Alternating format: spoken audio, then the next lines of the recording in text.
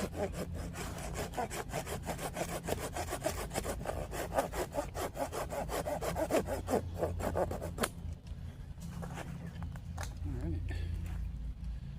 So I make little piles and just keep picking them up, stacking them up as I walk back. I'm never gonna run out of firewood. This is like, look at this. Like I have this huge fallen tree here. That alone is like, this whole thing that's like 2 months right there.